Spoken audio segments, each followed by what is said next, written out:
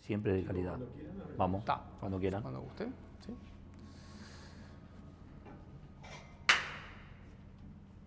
Bueno, muy bien. Bienvenido, Ekanat. Gracias por invitarme y gracias. Bueno, como siempre hacemos en las clases y bueno, y todo lo que en un principio ¿no? El comienzo, ¿no? Los comienzos, yo creo que podemos hacer honores con el Om, ¿no? Y Sí, claro. un mantra, si querés. Sí, vamos a cantar el Om y algún mantra. Entonces, vamos a conectar con la conciencia superior. Inhalamos.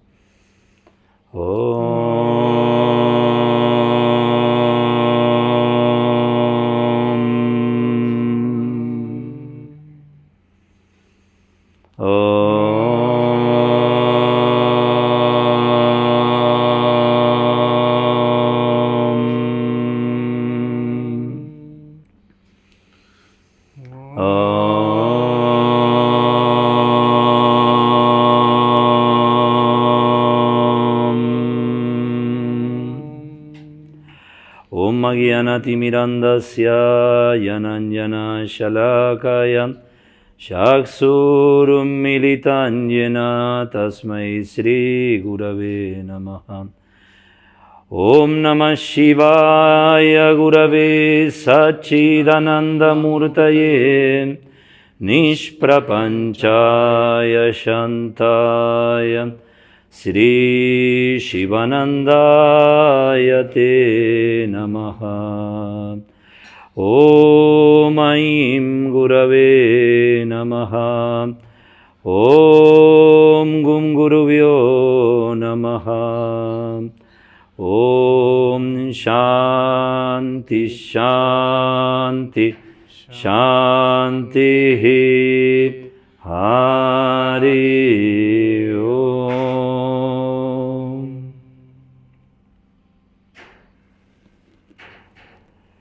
El significado del primer mantra se canta mucho en la India, significa yo he nacido en la ignorancia y mi maestro o mis maestros me están abriendo los ojos con la antorcha del conocimiento. A él yo le ofrezco mis más humildes respetos. Es el primer mantra. El segundo mantra es una plegaria a Swami Shivananda, que es como el abuelo de esta tradición. Es el segundo mantra. Hermoso, hermoso. Sí, referirnos a de dónde venimos, ¿no? Qué importante poder darle ahí un lugar a todos esos que abrieron nuestros caminos. Sí.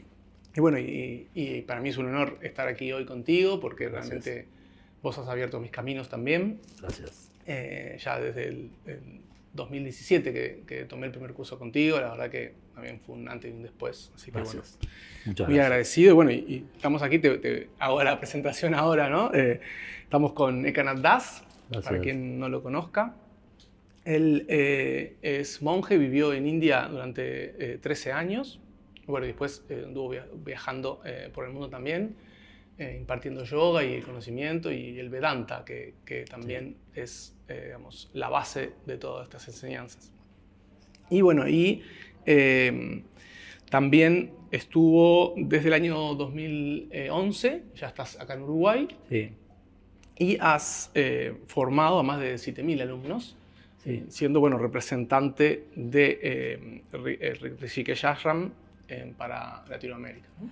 Sí, mi maestro me dijo que la gente necesitaba estos conocimientos, especialmente de habla hispana, y también Rishikesh Ashram es un parivar. Un parivar en el sánscrito antiguo significa una rama. Hay un sistema madre, el Ashram de Swami Shivananda, de Divine Life Society en la India, en Rishikesh, y después hay varios parivar o varias ramas que se desprenden de los discípulos de él. Y este es el parivar de Swami Kaivalyananda y de Swami Chidananda. Especialmente en los últimos años hemos conectado mucho con los discípulos de Swami Chidananda. Es el parivar también de Swami Chidananda allí, que es el sucesor de Swami Shivananda.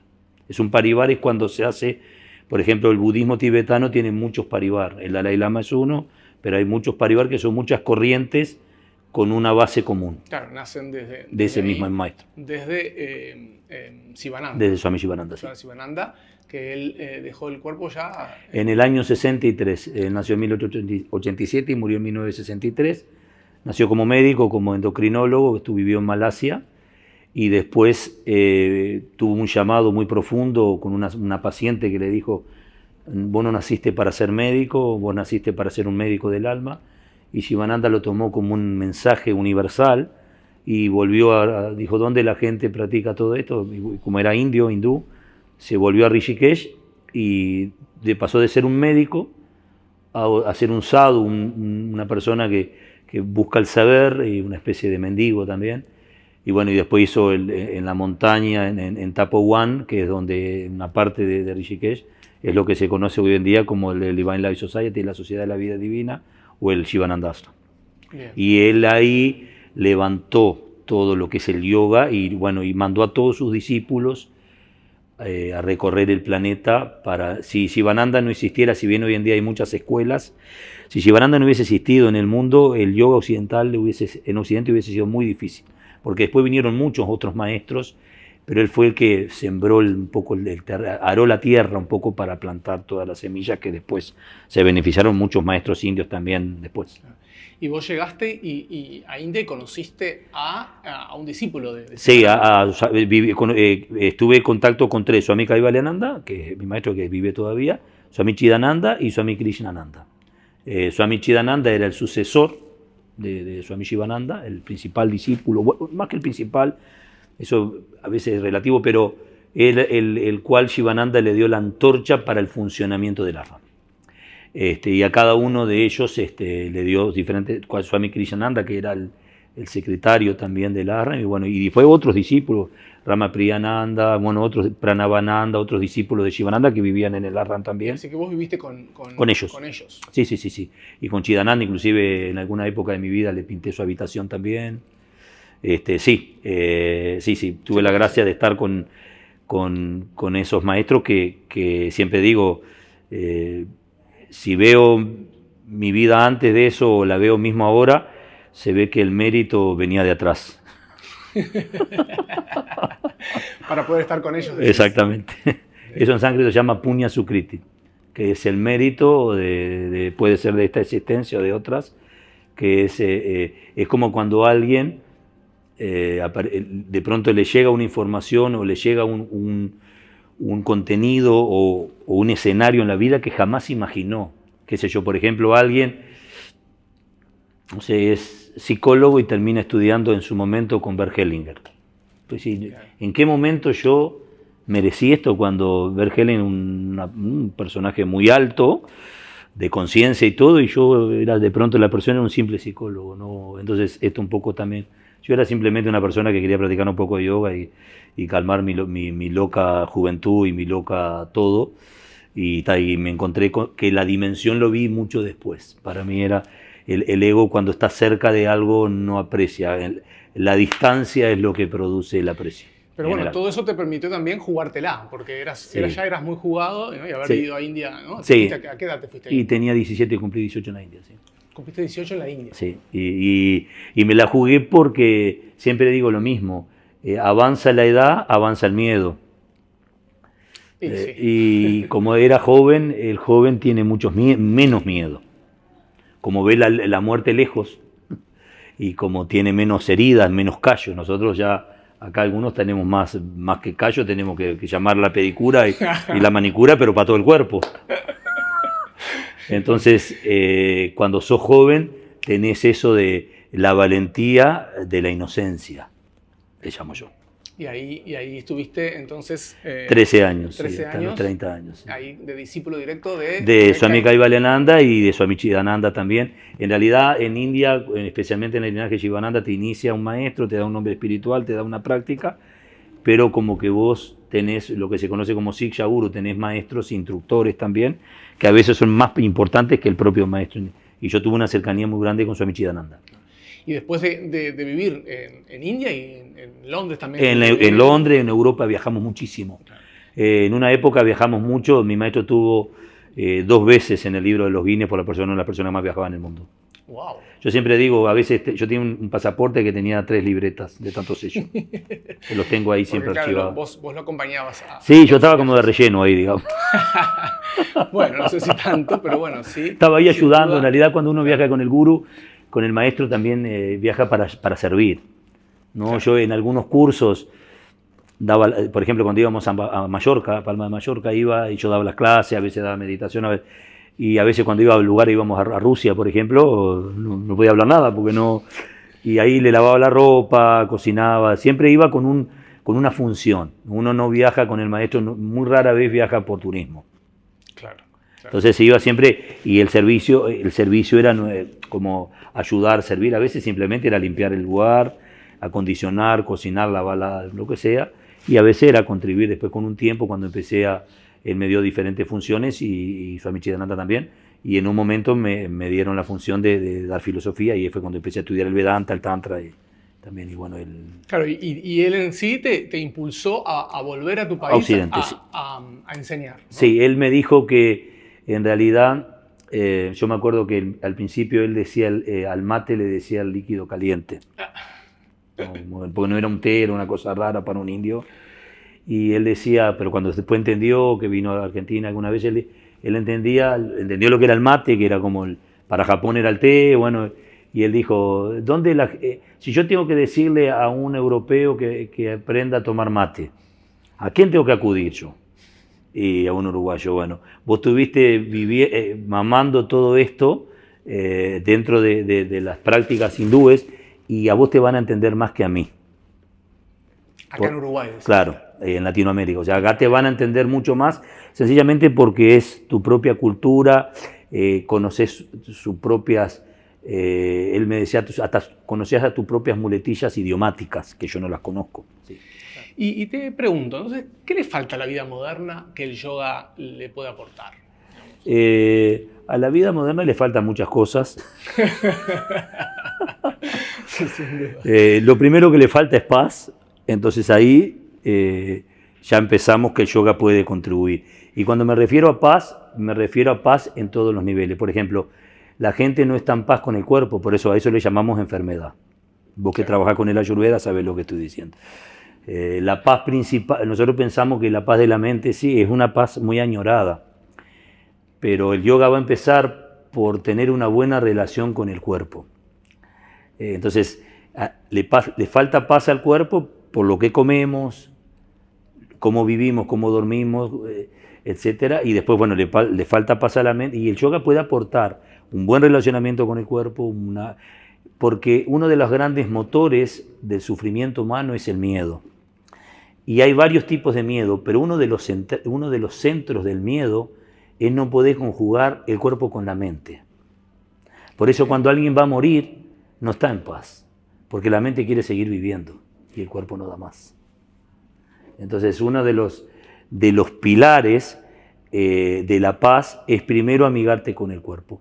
El cuerpo no tiene ego, el yo, no está, el yo que tergiversa la realidad no está. El cuerpo es tan genuino como el alma, como está se muestra. Tiene hambre, tiene sueño, tiene olor, tiene lo que tiene deseos, y él muta y después nosotros lo vamos manipulando a él.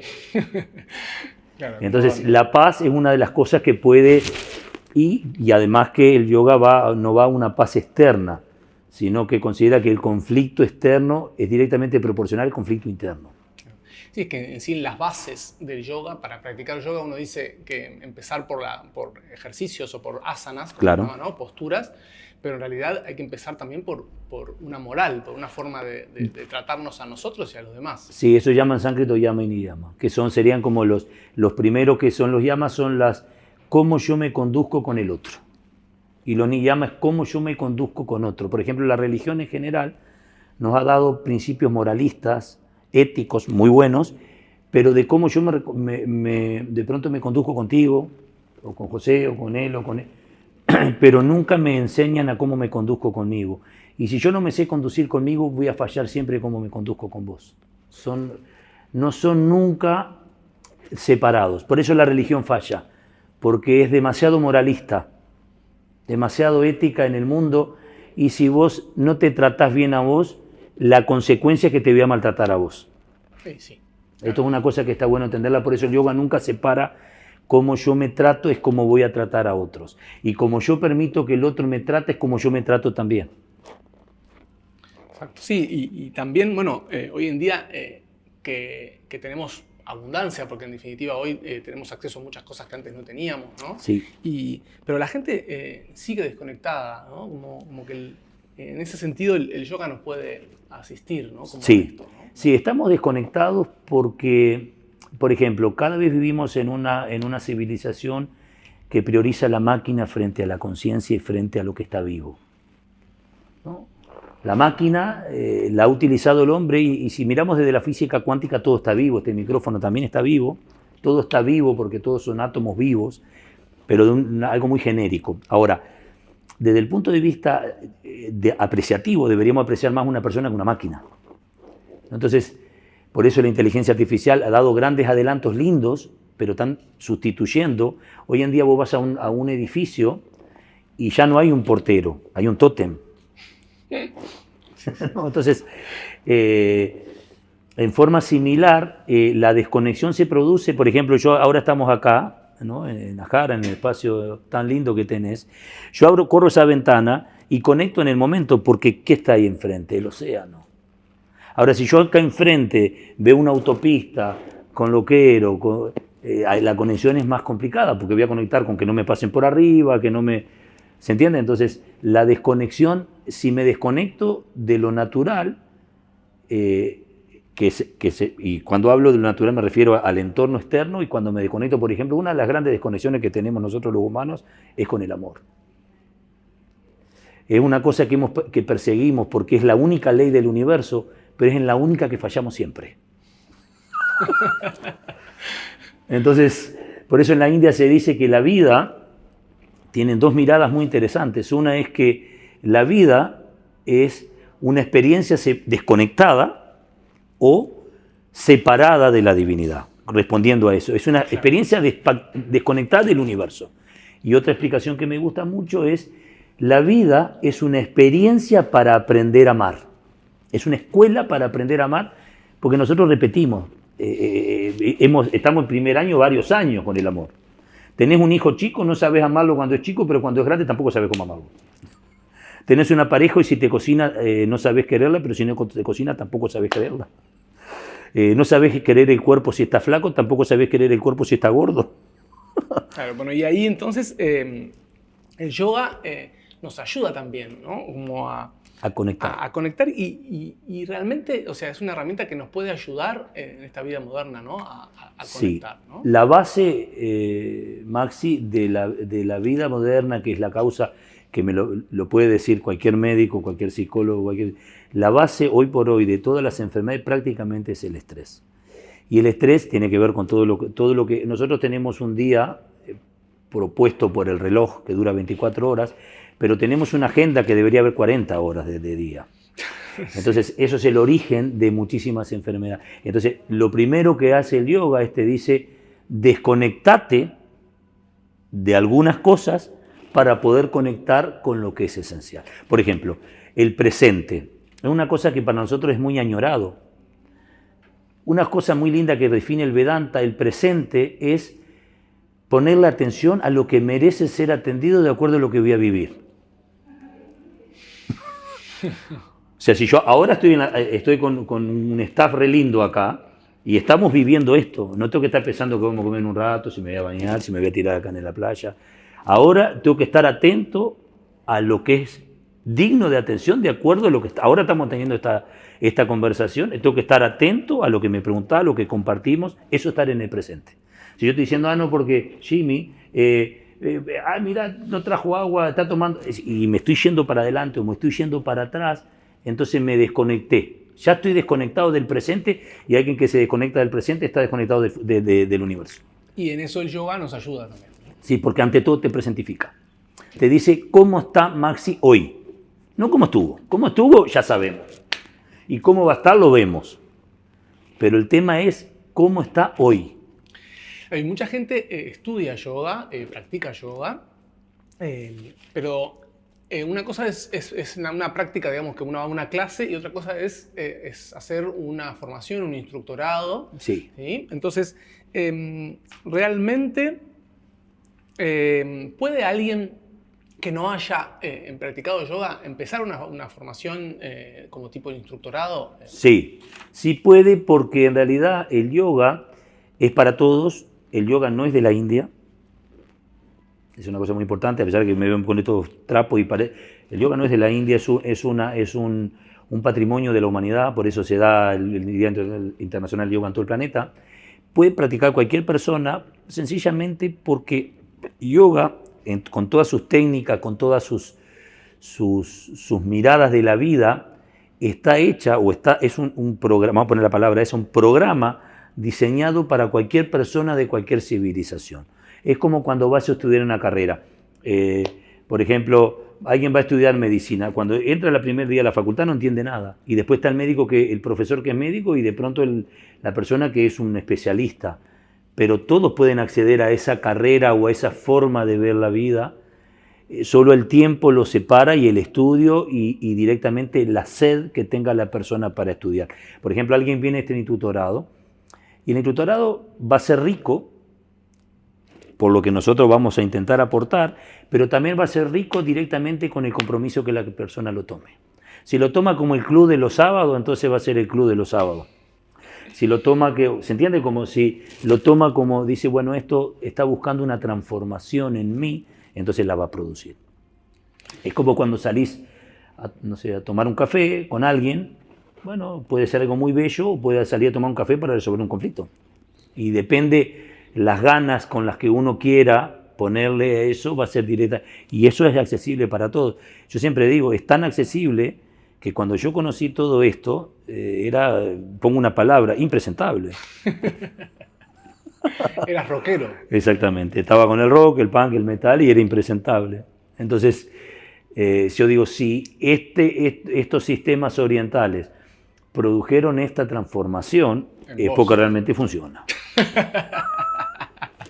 Sin duda, sin duda. Entonces, la formación en sí también, o sea, es para enseñar a otros, pero también es para vivir de otra manera, ¿no? Muy bien, Maxi. Es más, la prioridad nuestra, mía y tuya también, es que la persona primero lo haga para sí mismo. Es como yo vengo a una consulta ayurvédica contigo y vos me das el diagnóstico de mi dosha y todo eso y me parece bien y lo que yo voy a comer y lo que me hace bien, la hora todo. Pero si yo no lo aplico a mí y empiezo a estudiar Ayurveda y lo transmito a otro, pero yo no aplico, hay algo que no está bien.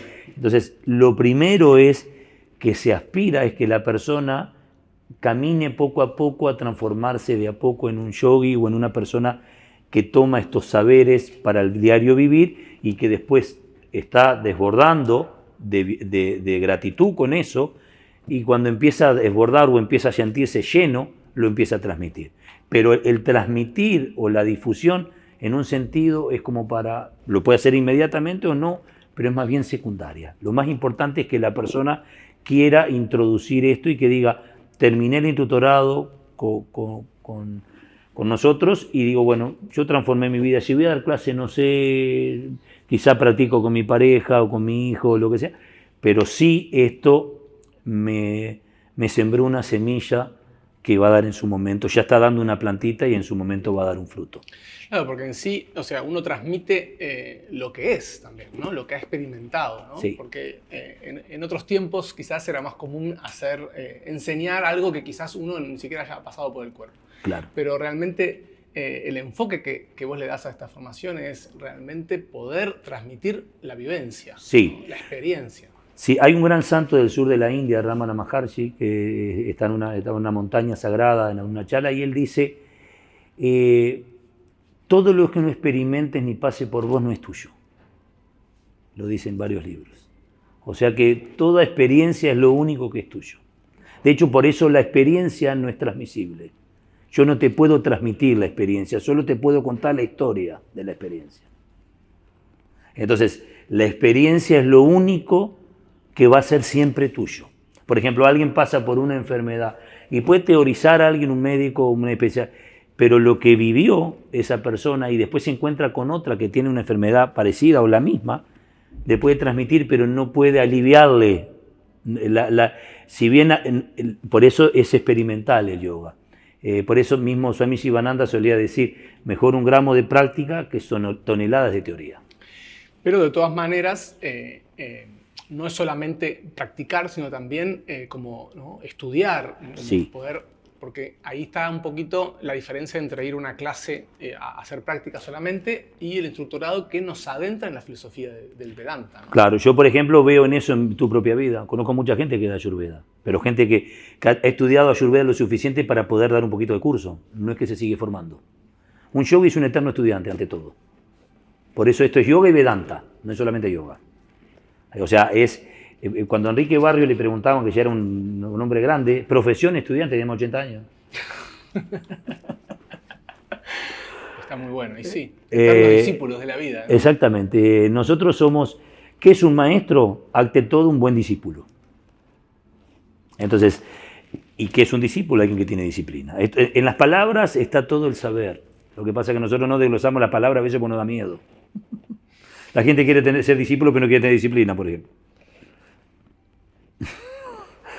Entonces, eso, pero sí, el estudio, siempre digo lo mismo, todos hemos sido estudiantes inclusive de universidad en otras épocas de nuestras vidas, y la universidad te da como especie bueno, Maxi, andá a estudiar este tema, y después la maduración, los apuntes, los libros, todos los materiales que vos buscás son lo que enriquecen realmente lo que te tiran un tema en el liceo y vos tenías que desarrollarlo. Sí, y la experiencia, ¿no? Y todo cómo vos te sentís ante esa situación, cómo vos lo transitas, ¿no? Sí. Entonces, y para alguien que ya tiene su profesión, digamos, ¿no?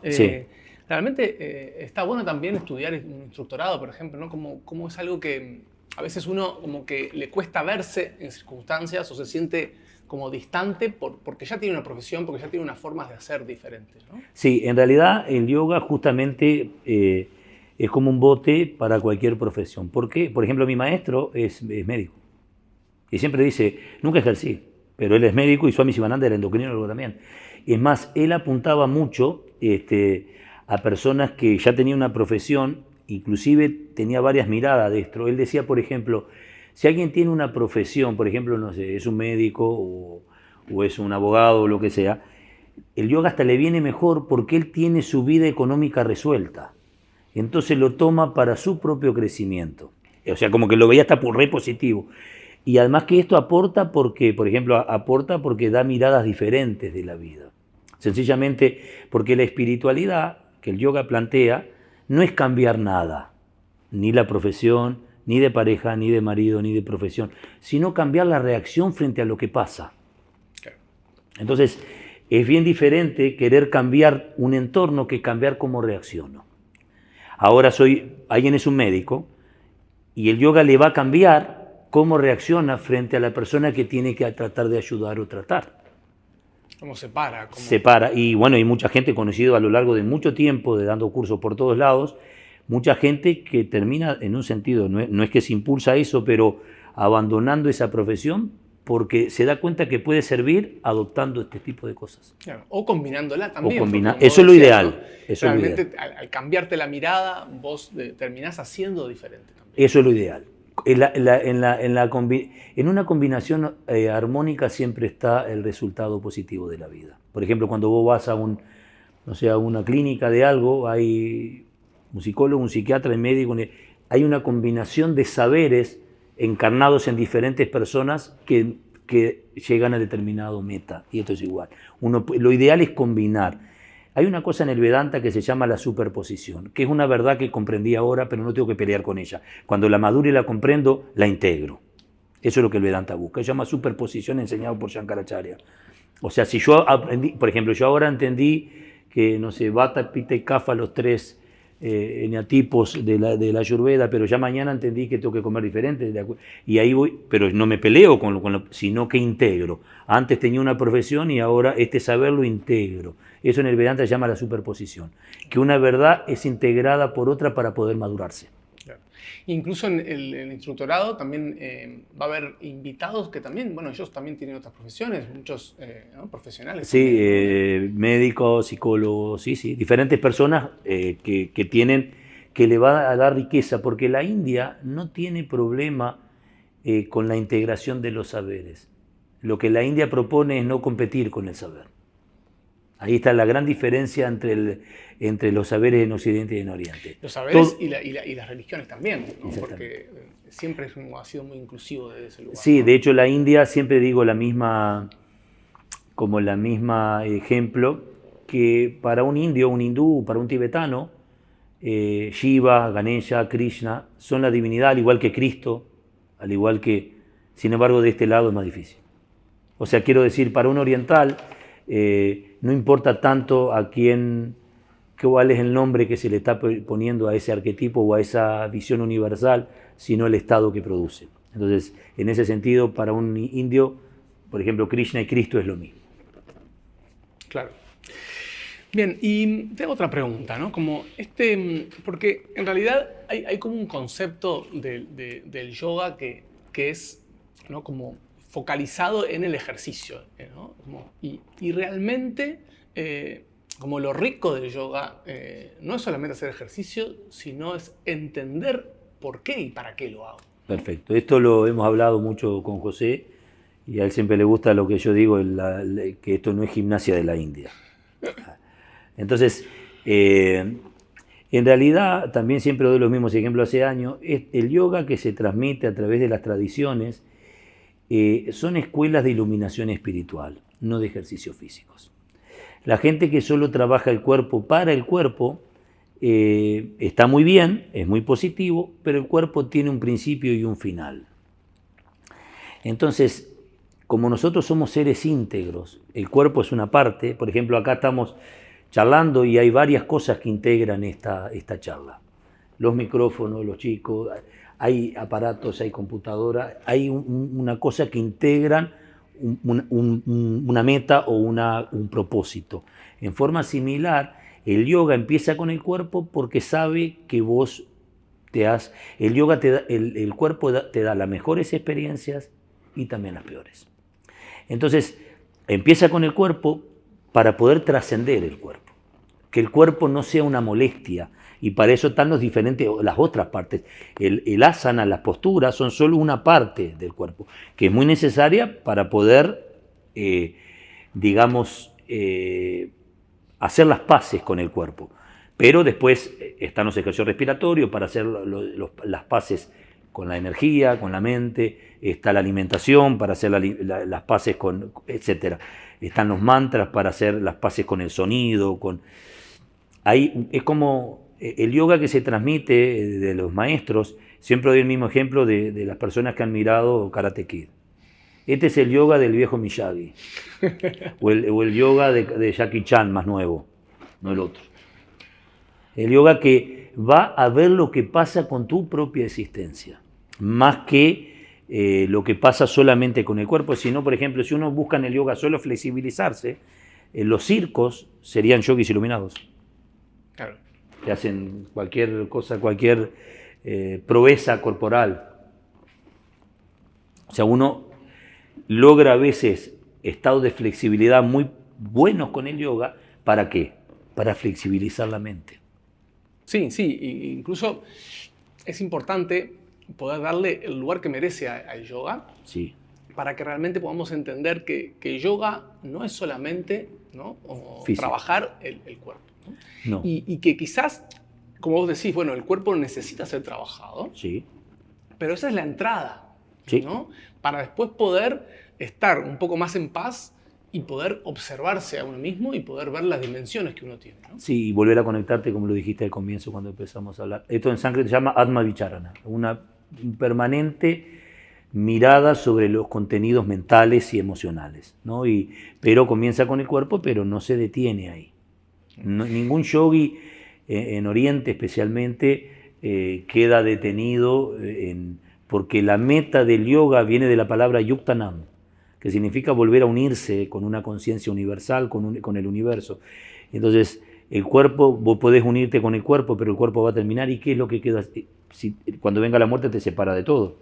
Si vos te unís a través del cuerpo, la mente y las diferentes técnicas, estando vivo, después esa unión, para que se entienda, es perpetua, más allá si el cuerpo sigue existiendo o caducó.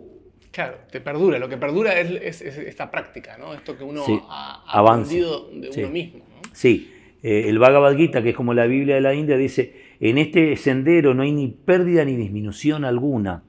Y cualquier avance que hagas te va a ayudar en los peores momentos.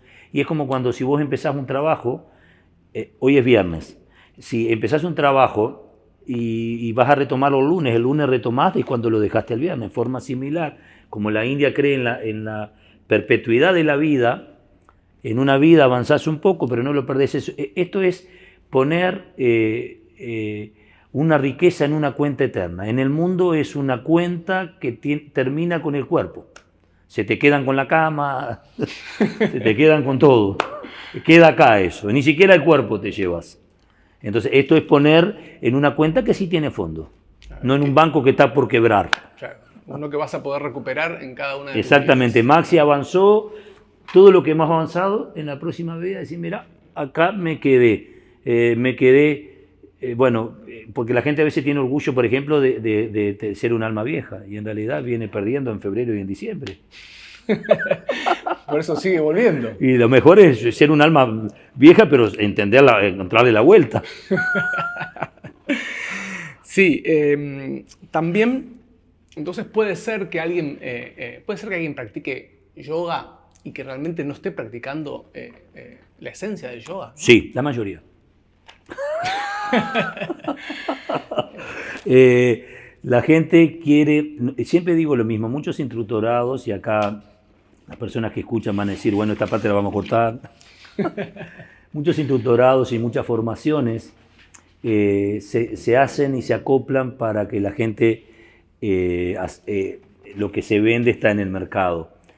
Y eso no está mal ni bien, pero y como a veces no hay contenido porque no hay escuelas, no hay una escuela o un linaje espiritual que respalda, entonces se da un poco de posturas de yoga, que son más o menos las mismas en todas, y después le ponemos curry y cardamomo porque viene de la India. Lo que estoy diciendo con esto es que después hablamos un poco del karma, llamamos a alguno para que hable de Ayurveda, y está bien, lo ayornamos un poco sencillamente porque no hay letra, digamos. Entonces, por ejemplo, los yogis de la India, cuando vos te preparan para difundir todo esto, nunca estás improvisando. Por ejemplo, cuando vas el Ayurveda, nunca escuché, mismo dentro de la India, saliendo del mundo que el Ayurveda y el yoga son uno, en un montón de cosas, nunca escuché un médico ayurvédico decirte así, vamos a probar con esto y te da es cuando te dan, es como que puede ser que no te haga mal, pero es muy fina la reacción. Acá en la medicina vamos a probar con esto y después vemos resultados. Es como que siempre estamos en la prueba. Entonces el yoga en ese sentido ya está más que, no inventa nada, sino que ya estudió. Mi maestro siempre me decía, nosotros ya les dimos un producto terminado. No estamos improvisando. Entonces, cuando vos ves que por eso hoy en día la nueva era mezcla todo. Un poco de yoga, un poco de letra, de otras cosas. Y esas otras cosas están bien, que se sumen, pero no por ejemplo, he conocido cursos de yoga que se llama Tai Chi en el curso, se le dan las 4 nobles verdades del budismo, que el budismo es alucinante, yo lo leo el budismo también, pero el budismo no tiene nada que ver con el yoga, y obviamente yo leí muchísimo budismo, estuve con muchos lamas también, pero como que cada cosa, cuando algo tiene su nombre, da orden, y el orden da paz en la mente. Por eso cuando llegué acá me dije, me encantó, está todo ordenado, ya me dejó paz en la cabeza. Sí, y yo creo que para todo eso también es importante entender de dónde viene la enseñanza, ¿no? Como saber que, como vos decís, que no es algo que acaba de inventar alguien o que se está probando, sino que lleva miles de años madurándose y que también tiene un linaje, ¿no? Sí, eso es muy importante que estás diciendo, porque hay muchas escuelas de la propia India que son maestros hindúes, pero son profesores de gimnasia, no tienen linaje. Aprendieron, en la India se enseña en las universidades yoga. Claro. Entonces vos podés hacer un curso universitario de yoga en la India y podés presentarte en Occidente y dar clase, pero vos no tenés un nexo con un linaje. Nosotros, por ejemplo, venía una persona indio, hace unos años que vos lo conociste, también que dio clase en el templo, en la escuela, y era indio y él había aprendido en la universidad, pero no tenía maestro, tenía un profesor que le había enseñado técnicas. Cuando hay un linaje, automáticamente hay un nexo que, si vos lo empezás a entender ver los eslabones, maestro-discípulo, maestro, esos sistemas se llama Guru Parampara o sistema de Sampradaya o Mimamsa. Vos ves si es un eslabón tras otro hasta que de pronto desciende, no sé, de Ganesha o de Shiva o que tiene cientos de miles de años para atrás. Hay un reconocimiento a un linaje, un reconocimiento a un maestro, hay una fidelidad, ¿no? Hay una pertenencia no adulterada. Un linaje se caracteriza por una no adulteración.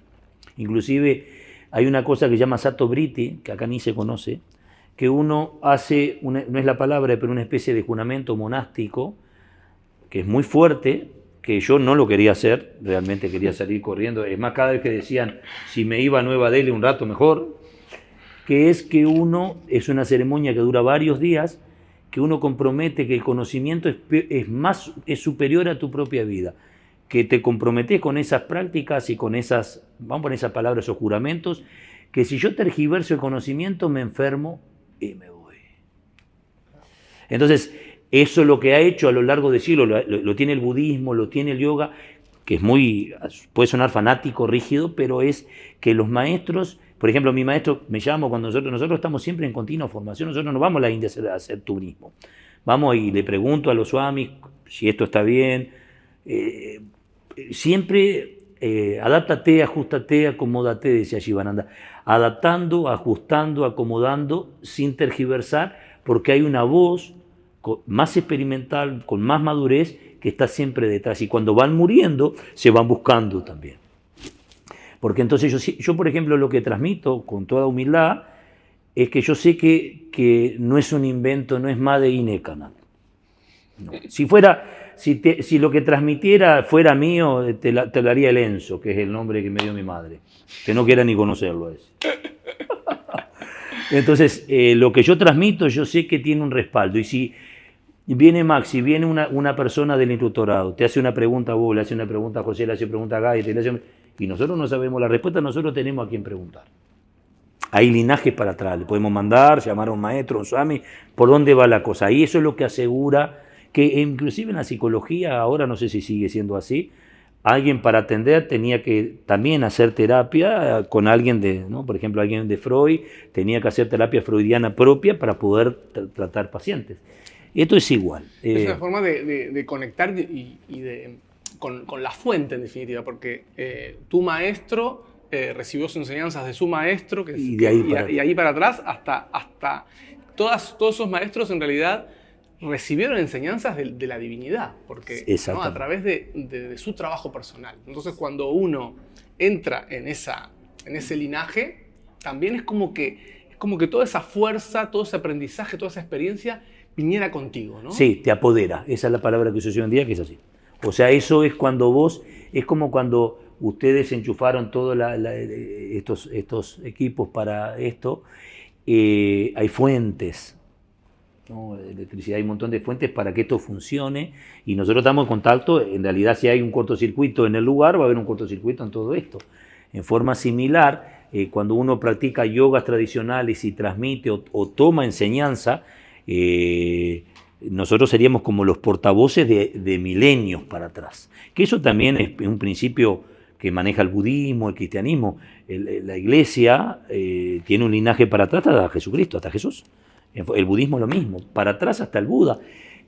Cuando hay un linaje espiritual, parece una tontería, pero no lo es. En un sentido hay maduración y calidad. Y hay un respaldo, ¿no? Y hay un no inventar, sino claro. Bueno, hay una referencia. Sí, de hecho, por ejemplo, estos diplomas que los alumnos van a recibir son firmados por un monje que vive en los Himalayas dedicado a la meditación. Un monje que realmente vive hace 50 años de monje y que firma apoyando el saber. Y él no pone la firma porque yo le doy plata o me ve vestido de blanco.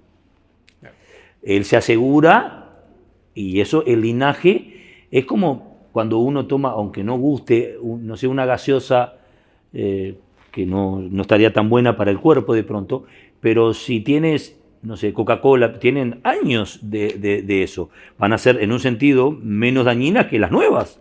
Es un ejemplo, esto, aunque yo no soy... Es una fórmula, ¿no? Es una fórmula que está comprobada que funciona. El yoga discipular inclusive está autorizado. Yo conocí muchos maestros y muchos discípulos de mi propio maestro, de Swami Chidananda, que estaban practicando en el ashram, pero no lo mandaban a enseñar, o sea, podían enseñar a quien sea, pero para uno tiene que haber una autorización también. Es como cuando uno aprende karate. El cinturón es una autorización. Bueno, podés enseñar porque se te antoja. ¿Te entiendes? O sea, el maestro te tiene que decir, no como lo hemos hablado con José y con algún... El maestro te tiene que decir, mi amigo, ahora usted, ¿no? Llegó el momento de que usted transmita esto. Cuando llega ese momento, uno entró en esa familia, o el maestro te lo dice, o vos, maestro, yo puedo... Cuando estás preparado, el linaje mismo te empuja y detrás de ese empuje está toda su energía. Por eso un discípulo que es empujado por un linaje tiene mucho impacto y transforma a personas. Sí, y ahí viene también el concepto de guru, ¿no? De esto de ¿por qué un guru? ¿No? Sí, un guru es la palabra guru viene del sánscrito, que quiere decir aquel que tiene la capacidad de sacarte de la oscuridad a la luz, ¿no? Entonces, el maestro tiene esa capacidad de sacarte. Es como cuando vas, nosotros para todo precisamos un maestro. A veces nos va a hacer ruido tener un maestro en la conciencia o en la espiritualidad, pero para cualquier profesión tuviste uno o varios. Entonces, el maestro si alguien puede ser un maestro, pero de pronto por tu propia vida no tiene la capacidad de ayudarte, que salgas poco a poco de tu oscuridad o de tu ignorancia a la luz, entonces puede ser un maestro muy bueno para alguien, pero no necesariamente para vos. Se dice en la India que las dos decisiones más importantes de la vida son la pareja y el maestro. La mayoría de la gente falla en las dos. o tiene una o lo que sea, pero porque el maestro es el que te va a acompañar toda la vida y es el que siempre va a ponerle un poquito de luz, porque eso es lo que caracteriza, es que el gurú, ¿por qué es gurú? Porque se ha intentado alumbrar, digamos, con su propio maestro. Inclusive un verdadero maestro le da los méritos a su maestro.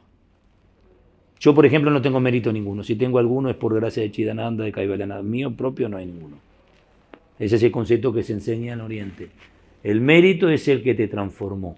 Y bueno, es aquel que recorrió ese camino primero. Que uno quiere recorrer, ¿no? Claro. Entonces, por eso se sigue. Bueno, en India también se le toca los pies. Se besan los pies del maestro, ¿no? Sí, porque él camina por el camino, él ya anduvo el camino que vos querés andar. Entonces, natural, es como cuando uno se recibe de una profesión y tenés la bendición o la suerte, como diríamos hoy, de que empezás a ejercer esa profesión una persona que hace 30, 40 años que la ejerce. Naturalmente vas a madurar mucho más rápido, sencillamente porque ella caminó antes que vos. Entonces el maestro es alguien que ya caminó y que puede decir por acá, es más, a veces el maestro da una instrucción o una enseñanza a uno de una manera y a otro parece que le da una opuesta, sencillamente porque lo que necesitan vivir es diferente. Nunca un buen maestro da la misma enseñanza para todos, jamás. ¿Qué experiencia entonces va a vivir el estudiante en la formación, ¿no? ¿Qué es lo que va a recibir? Y va a recibir de todo, en todo sentido. Por ejemplo, se va a dar cuenta cómo piensa, va a empezar a darse cuenta de los contenidos mentales que tiene, cómo vive, lo que come, la relación que tiene con el cuerpo, la relación que empieza, aunque no quiera, cada sábado se va a llevar un poquito de autodescubrimiento. Claro, de cuestionarse un poco la vida que llega y la que quiere vivir y la que le gustaría y no puede, y va a ser fuente de inspiración también, porque un compañero del mismo curso le va a decir, yo pasé por este proceso y lo cambié esto y me fue el resultado, y vos le vas a decir esto y otro le va a aportar. Entonces va a producir un proceso de transformación que va a ser directamente proporcional a las ganas de querer transformarse. Pero siempre no he conocido una sola persona en los cursos que hemos transmitido a lo largo de años que no haya cambiado al menos en un 5% de su forma de ver la vida. Y estoy diciendo 5 por tirarlo bien abajo. Sí, yo diría que mucho más. Pero Mucho no más. conocí a una sola persona que no haya visto ni un antes y un después. Es como contigo, hemos compartido en India, y siempre lo hablamos contigo, ir a la India es un antes y un después. Para bien y para mal. Y bueno, y esta formación es una forma también De como traer. ir a de traer la India, ¿no? Sí. A nosotros y traer Sí. la India también y traer el conocimiento, traer las vivencias Sí. y la forma que tienen de mirar, ¿no? Sí. Entonces, ahí también lo que se enseña como base es la serie Rishikesh, ¿no? Sí, la serie Rishikesh, que es el yoga moderno, el asana, las posturas y los pranayamas, los ejercicios respiratorios y los mantras están a disposición. Antiguamente uno tenía que ir a Asia para acceder al yoga, al kung fu, al karate, al tai chi. Hoy en día es poner en el internet y sale todo. Entonces eso es muy positivo por un lado y ha dado lugar a mucha tergiversación y mucho cambio. En cambio, la serie Rishikesh es una serie practicada que está, Swami Shivananda, el maestro de mi maestro, la enseñó, fue la que él puso mucho énfasis, es una serie de 12 posturas que trabaja diferentes puntos, como todas las posturas de yoga, diferentes chakras, y es una serie apropiada para el Homo sapiens, el ser humano contemporáneo, que está diseñada en los antiguos textos como algo muy benéfico, o lo más benéfico dentro de las miles de posturas de yoga que hay, porque ya estaba como más que sabido cuáles iban a ser nuestros aciertos y nuestros errores. Entonces, las necesidades de estos tiempos. Exactamente. Entonces, está ajustada dentro de los textos antiguos y fue diseñada y fue transmitida, a veces con pequeños cambios mínimos de una postura en orden, para beneficiar, y es como la crema de todas las asanas, son las más benéficas que trabajan sobre el cuerpo, la mente y las emociones, porque cuando uno practica un yoga, hoy en día es muy común que la gente hace el saludo al sol, que es como la bicicleta del yoga, donde la gente calienta el cuerpo, y después hace la postura que se le antoja, eso está bien, pero es como siempre digo lo mismo, todas las hierbas son buenas, el tema es las mezclas. ¿Cómo mezclarlas? Exactamente. Entonces, todas las posturas de yoga son buenas. El tema es cómo las combinás, es lo que te hacen un beneficio lindo o alguien con la misma postura de yoga. Hay posturas que se dicen que inclusive no son apropiadas para los tiempos modernos porque te puedes lastimar, o también sencillamente porque son detonadores de estados psicoemocionales que nosotros no podemos contener. Entonces, los monjes, como lo dije antes, te dan un producto terminado. La estructura son esas 12 posturas, con sus contraposturas, con sus compensaciones y sus variantes. El curso se van a llevar unas 60 asanas, más o menos. Bien, entonces esa es la parte como básica que se va a trabajar, ¿no? Desde el cuerpo, y también se trabaja con mantras. Que pranayama, ejercicio respiratorio, hay 8, todas estas técnicas están respaldados por las yastras son las escrituras antiguas, ¿no? El Bhagavad Gita, etcétera, los Yoga Sutras, el Granda Samhita, y bueno, vamos a trabajar 11, en el manual hay 11, pero hay 8 que son los principales, que sí o sí, así como vos mencionaste la serie, hay 8 que vamos a mencionar. 8 pranayamas. 8 ejercicios respiratorios que son los que son la crema de la respiración. Hay más de cientos de pranayamas, pero esos 8 son los más benéficos. También ajustados. Es como cuando yo voy a una consulta ayurvédica contigo, hay hierbas que de pronto acá no hay, pero hoy por suerte cada vez más vos tenés que ajustarla a la de la familia. Por ejemplo, antes no había tulsi acá, no había tulasi, ¿no?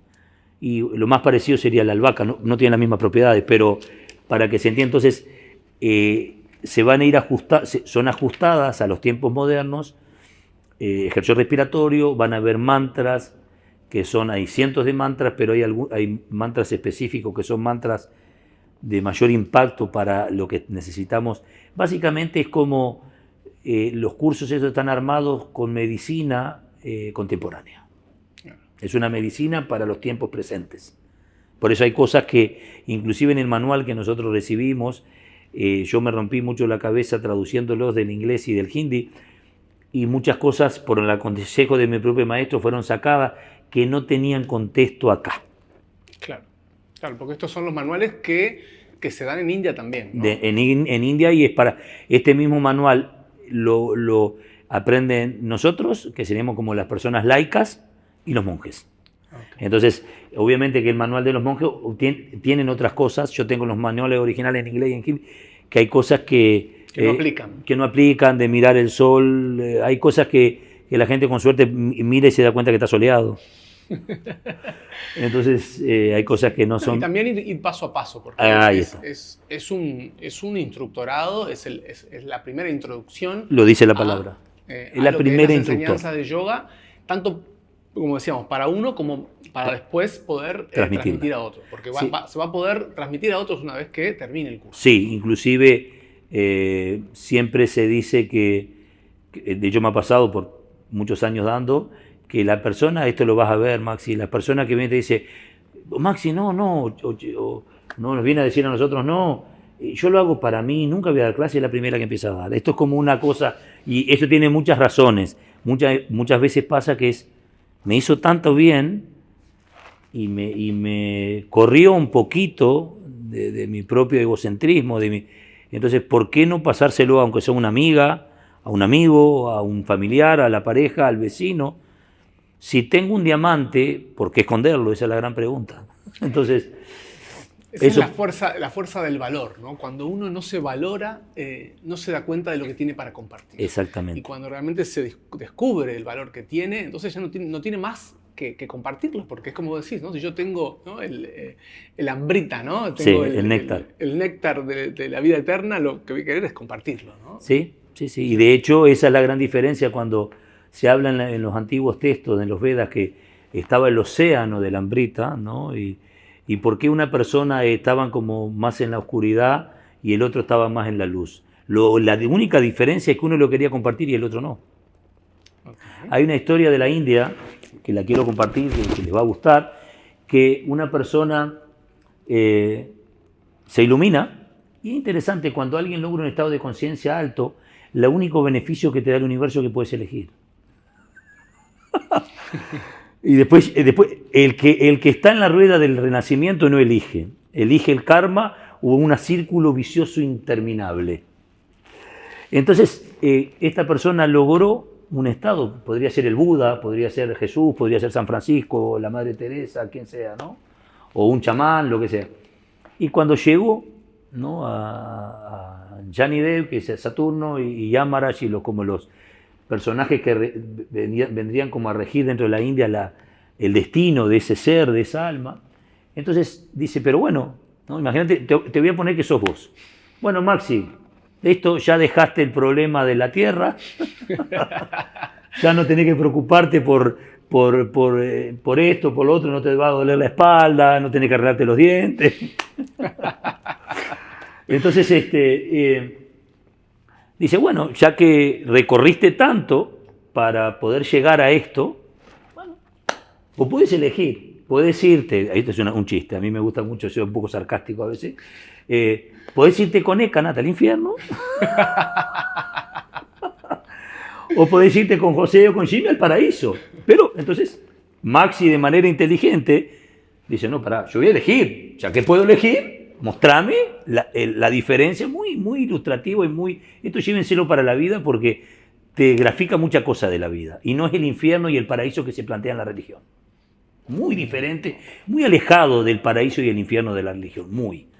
Entonces, bueno, Maxi va, hay una puerta y al lado hay otra puerta.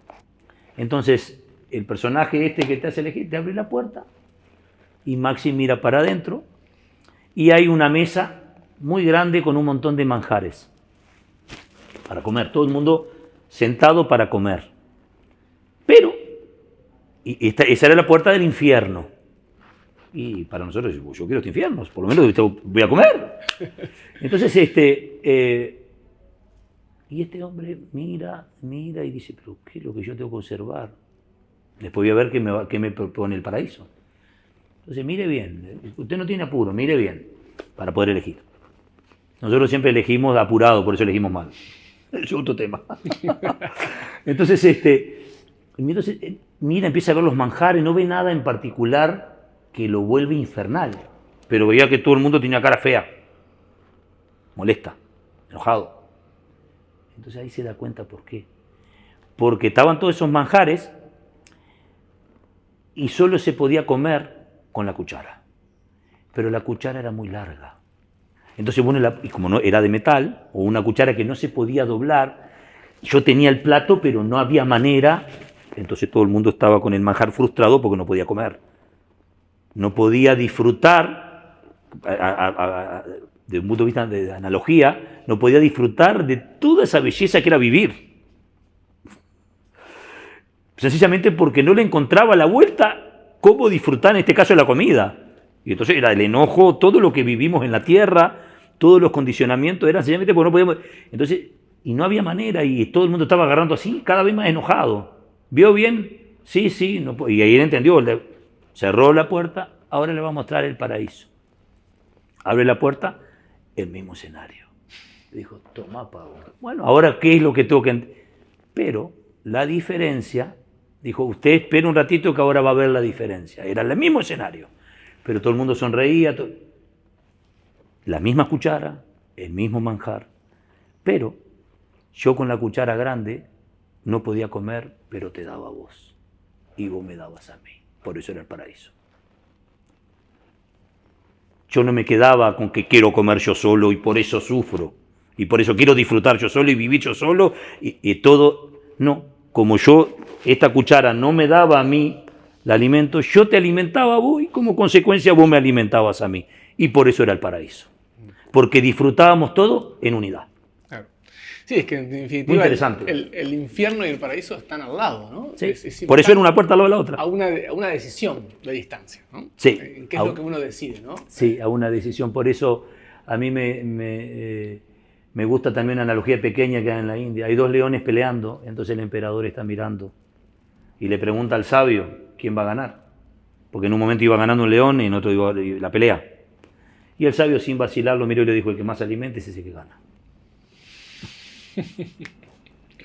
Y entonces ahí se puede ver el paraíso o el infierno, la luz y la oscuridad. ¿A quién estamos alimentando? ¿No? Exactamente. ¿A qué león estamos alimentando? Sí, inclusive una vez vi una persona peleándose en la India, veníamos caminando con Swami Chidananda, se peleaban y gritaban, y en la India muy gritón, pero a veces no sabes si es que están gritando de buena, pues es un pueblo muy gritón, o se estaban peleando. Entonces me mira y me dice, ¿sabes por qué se están gritando? Se están peleando, sí, me dice. ¿Sabes por qué se están gritando? No.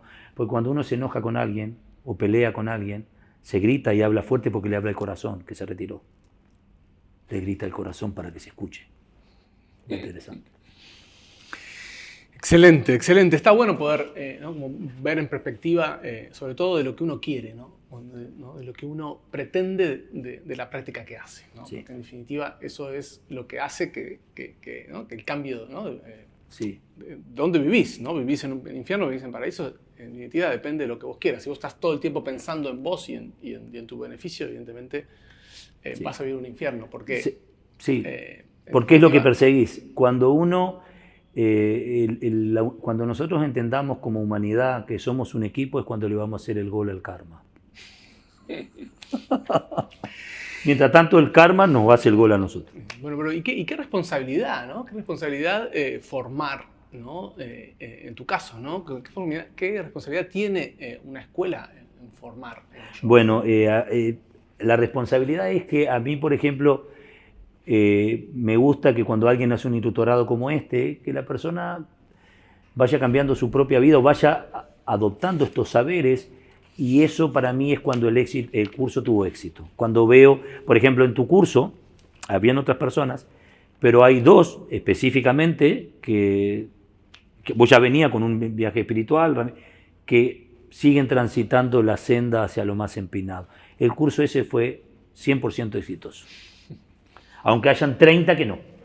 Hay una historia, Bhaktivedanta Swami Prabhupada, uno de los maestros de la India, ya estaba por morir en la India, y había iniciado muchísimos discípulos, tenía muchos monjes, muchos Swami discípulos de él, y uno discípulo le preguntó y le dijo, ¿tu misión considerás que fue exitosa?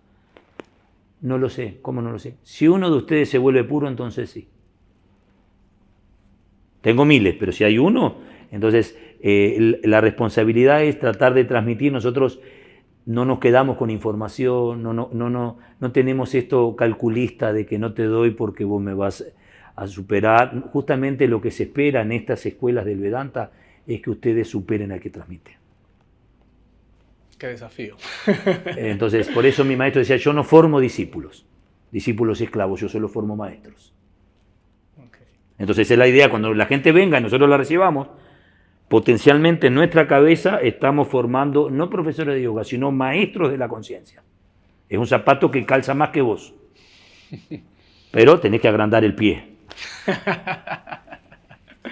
Es un lindo desafío. Sí, entonces la idea es eso, la persona, a mí me gusta que la gente aprenda, inclusive me ha pasado en los cursos, Maxi, que yo a veces hasta extiendo, de pronto el curso me ha pasado en Argentina, en Chile, en Uruguay, que si tenemos que darle un mes más y no se cobra, no importa, pero nosotros tenemos que cerciorarnos que la persona aprenda y no se vaya ahí con el gris está bien, pero en algunos matices. En el aprendizaje, el gris no estaría tan bien.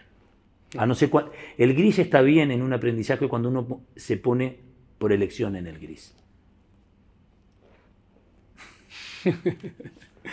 Pero si no, hay que decir, yo me quiero zambullir en esto.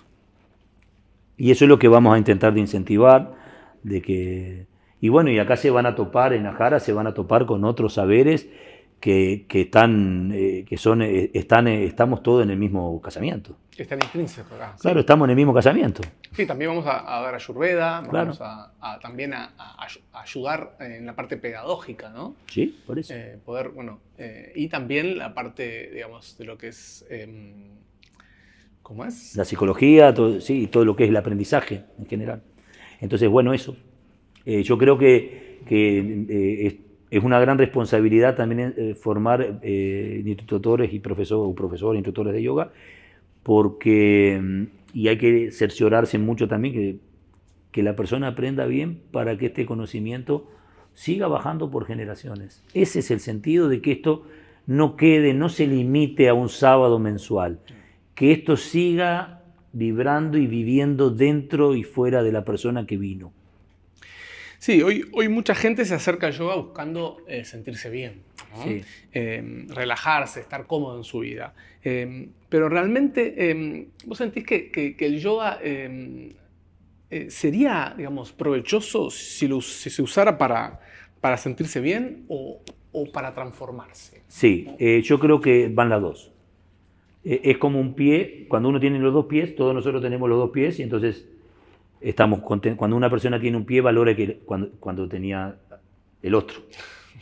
Entonces, en forma similar, la transformación es lo que se busca, pero también una transformación tiene que ir acompañada de un bienestar, en el sentido que no estaría tan mal buscar el bienestar, pero por lo menos abrirse a la transformación.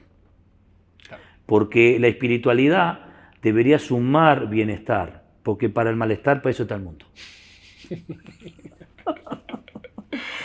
O sea, para el malestar, acá estamos en una reunión de amigos y estamos bien.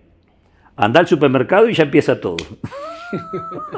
Quiero decir, no hay que pensar de que es solamente una mirada monástica y de flagelación y de autoexigencia, sino que el que no es feliz en el camino no es feliz en el destino. Excelente. Entonces, ¿y para quién no sería esta formación? Creo que para nadie, para todo el mundo es. Me encanta.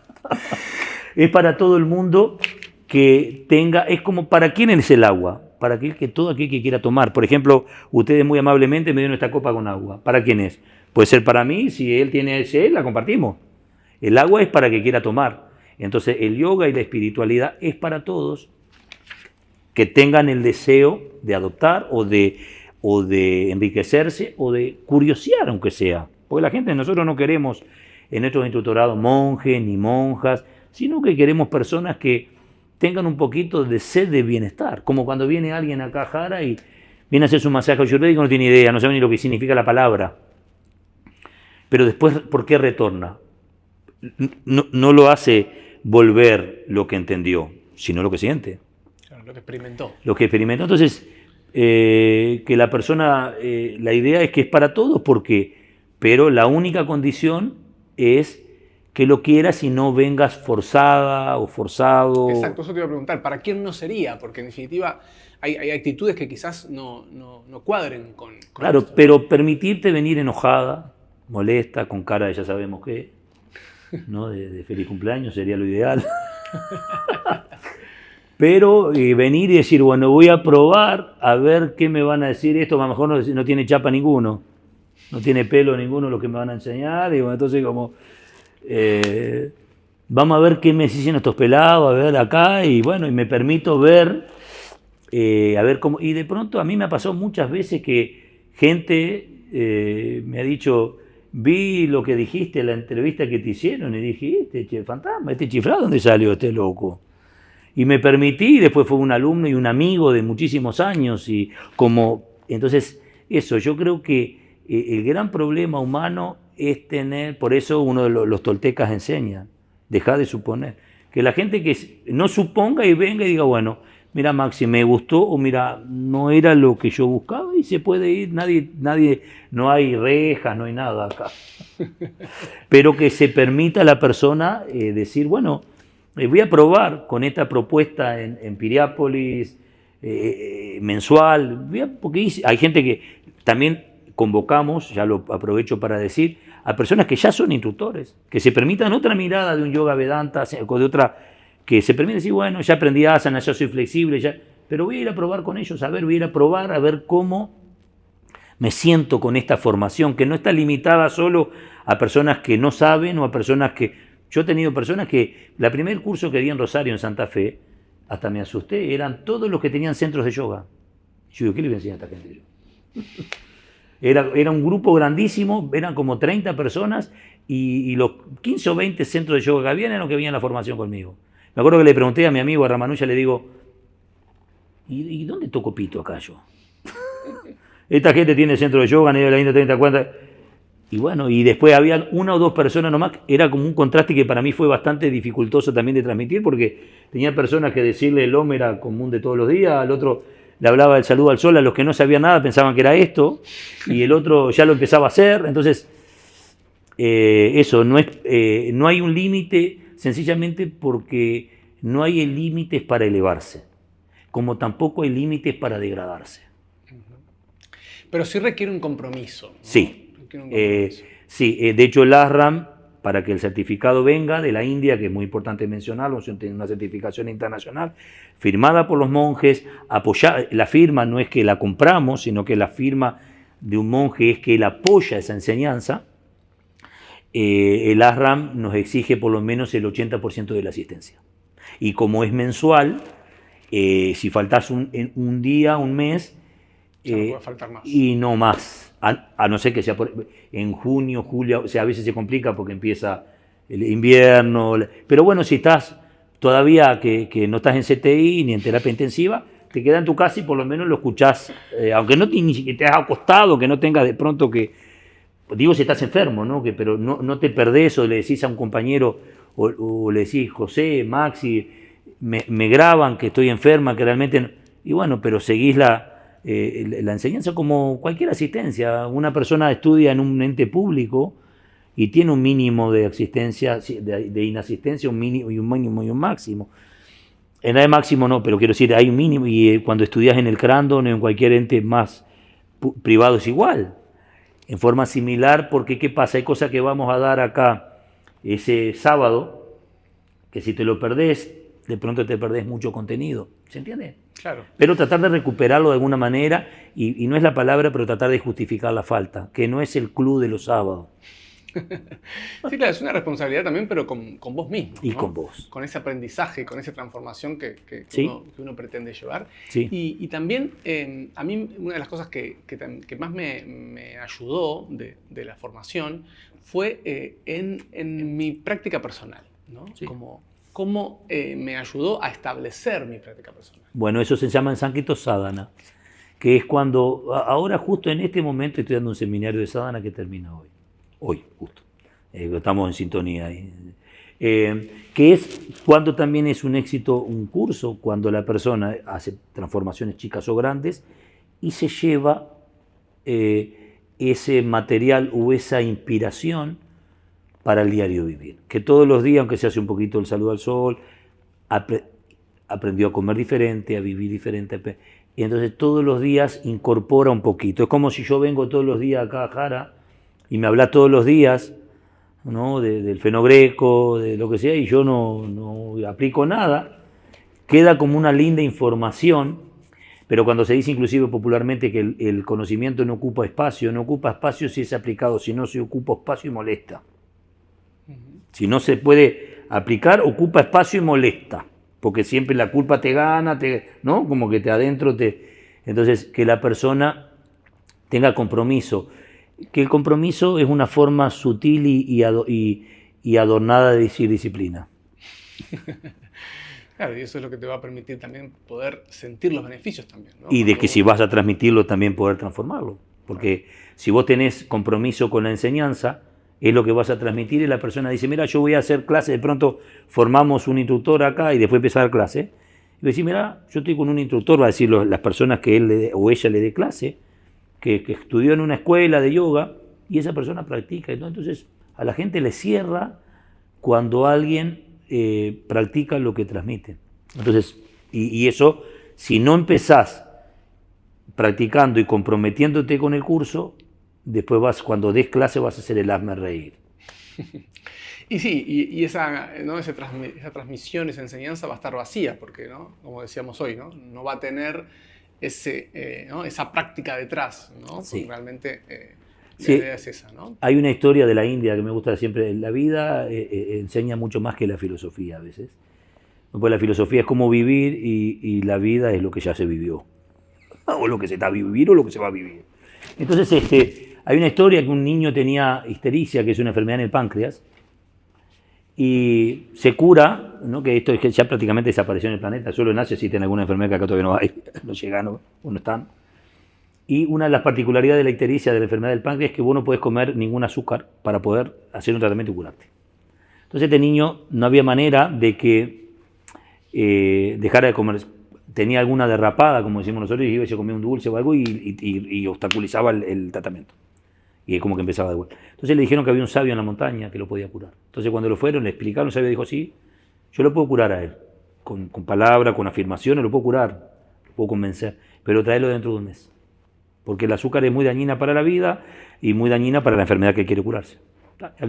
Era muy engorroso llegar al lugar, pero la mujer, la madre, vino de vuelta con su hijo. Y lo miró el sabio y le dijo, desde hoy no comas más azúcar hasta que te cures. No comas más. Escucha esto, no comas más. Yo te digo que no comas más, entonces tu mamá está curada, sí, váyase tranquila. Ella cuando se iba al sabio le dijo, hacé la prueba de darle bombones, ladus, y vas a ver que no va a querer comer. Se fue. Cuando al otro día la madre dijo, vamos a ver si este es un charlatán, o le fue a dar un lado el niño, y le daba todo cosas con azúcar. No, esto tiene azúcar, no lo quería. Lo olía y no quería. Entonces se dio cuenta, pasó una semana y ese niño no comía azúcar. Dijo, bueno, le dijo al esposo, vamos a hacer tratamiento. Le hicieron tratamiento, se curó de la ictericia, del problema en el páncreas. Entonces le dijo al marido, bueno, ahora vamos a tener que llevarle un presente al sabio, no le dimos nada. Pero le quiero hacer una pregunta. No, llegaron, le dieron un presente, le dieron una gallina, qué sé yo.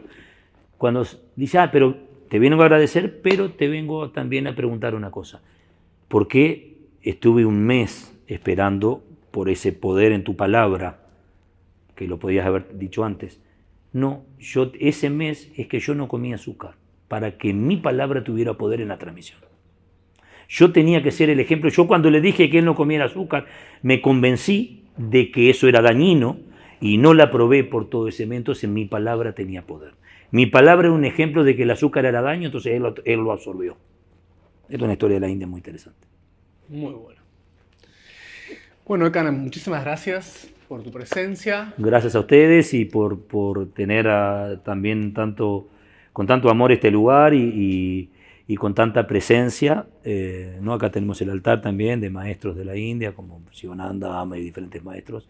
Gracias por sobre todo darle una chance a la humanidad dándole bienestar. Bueno, gracias a ti por impulsarlo desde tantos años. Muchas gracias. Que todos los seres de todos los mundos seamos siempre felices. Om Tat Sat. Muchas gracias.